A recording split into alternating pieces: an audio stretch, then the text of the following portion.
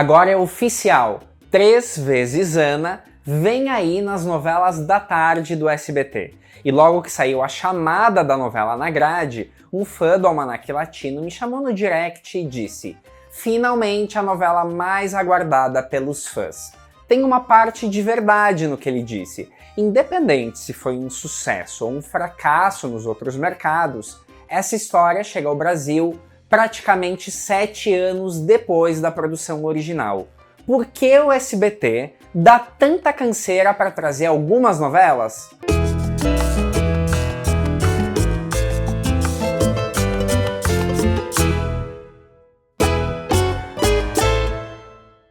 Olá, meu nome é Thiago Fernandes e esse é o Almanaque Latino, o canal onde novela mexicana é levada a sério.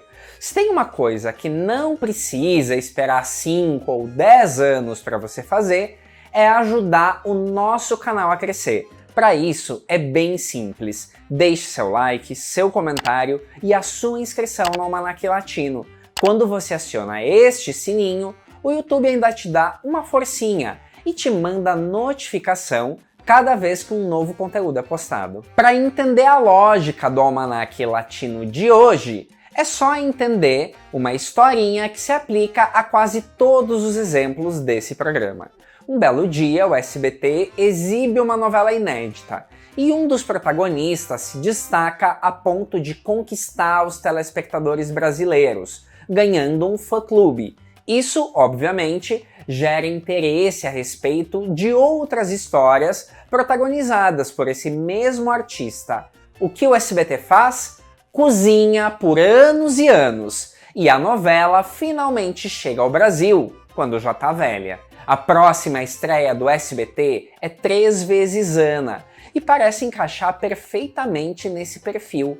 Produzida em 2016 por Angelina Medina e protagonizada pela estrela Angelique Boyer, chega ao Brasil somente em 2023, mesmo com incessantes pedidos nas redes sociais por parte do fã-clube da atriz e do público em geral. Hoje, eu nem quero entrar no mérito se a novela é boa ou não, se o público vai de fato gostar da novela ou não.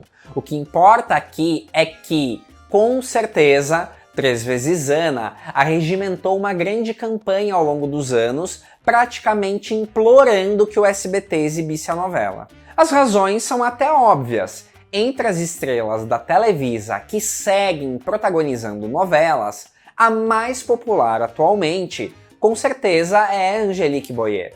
Aqui no Brasil, as novelas encabeçadas pela atriz francesa naturalizada mexicana foram grandes sucessos. Teresa, Abismo de Paixão e O Que a Vida Me Roubou figuram entre os êxitos que o SBT trouxe na década passada e todas elas, inclusive, já ganharam uma reexibição. Até o Globoplay sacou que ela é a queridinha atual dos noveleiros e trouxe produções estreladas pela atriz. O interesse do público por 3 vezes Ana tem razões evidentes. Nessa história, que se trata de um remake de Laços de Amor, Angelique interpreta trigêmeas com personalidades completamente diferentes. Uma boa, uma má e a outra bem dramática, vítima de um problema físico. Como todo astro que interpreta mais de um personagem no mesmo enredo, há uma curiosidade natural do público querer assistir. Outro elemento é que em 3 vezes Ana, Angelique Boyer contracena com 2 galãs que estiveram justamente nos maiores sucessos da carreira dela, Sebastián Rulli e David Cepeda. Embora não seja uma novidade, importante lembrar que ela e Sebastián Rulli formam um casal também na vida real. Enfim, é compreensível tanto auê por essa novela. Provavelmente, no caso específico dessa história, tanta cautela do SBT pode ter a ver com o fato de não ter ido bem nos principais mercados internacionais.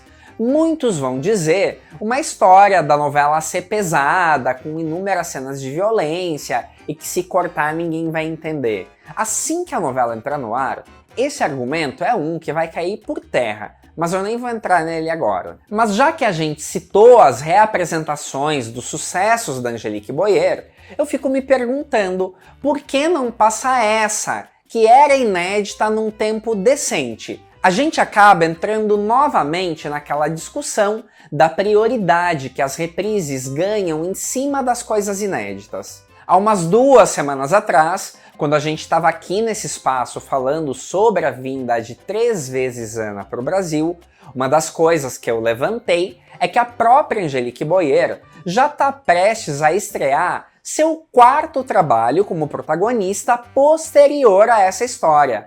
Olha quanto tempo já se passou.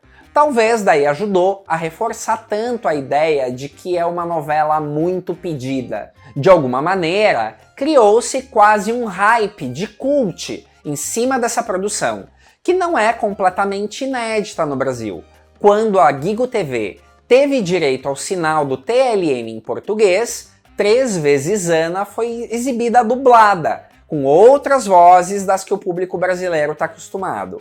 Mas em português. Agora, finalmente, ela será novidade na TV aberta brasileira. Uma comparação curiosa é que Laços de Amor, então protagonizada por Lucero, também chegou ao Brasil bem antiga. Produzida em 1995 por Carla Estrada, só foi exibida no SBT em 2006. A novela não foi muito bem no Brasil. Entre outros fatores, um que pegava pra mim é que a estética de Laços de Amor estava muito da década de 1990, uma cara de novela velha para uma atração apresentada como inédita. Laços de Amor havia sido um sucesso no México, porque esperou 11 anos para ser exibida aqui. Se no caso de 3 vezes Ana, a falta de sucesso da novela pode ser um bom argumento para justificar tanto chá de cadeira que o SBT deu para a exibição, em outros casos, parece que nada justifica. Eu quero começar dando um outro exemplo de uma era onde o SBT tinha 5 horários na grade para exibição de tramas dubladas, e mesmo assim, postergou o quanto pôde a exibição de uma novela muito esperada. Eu me refiro a Rosalinda, protagonizada nada mais nada menos do que pela Thalia, logo após o auge da trilogia das Marias, verdadeiros fenômenos de audiência na década de 1990 no SBT. Claro que se você for pensar que Rosalinda foi produzida em 1999 no México e exibida no Brasil em 2001, nem parece tanto tempo, mas o que pega pra mim é que ela veio no rastro de um contrato milionário do SBT com a Televisa, e o SBT dava a impressão de estar eternamente segurando a novela. Quando finalmente trouxeram Rosalinda, foi num horário vespertino, substituindo uma novela infantil. A novela performou bem aqui, tanto que ganhou reprises, mas eu sinto que ali eles desperdiçaram um produto que era pro horário nobre. Mas nessa época, o SBT decidiu que ia produzir as versões nacionais das novelas da Televisa e usar o principal horário para esses produtos. Conclusão: depois de ter tido diversas oportunidades, Rosalinda não tinha mais vaga na faixa nobre e foi parar nas tardes. Foram apenas 2 anos. O mesmo não dá para falar de A Dona, que atualmente está em reprise no SBT.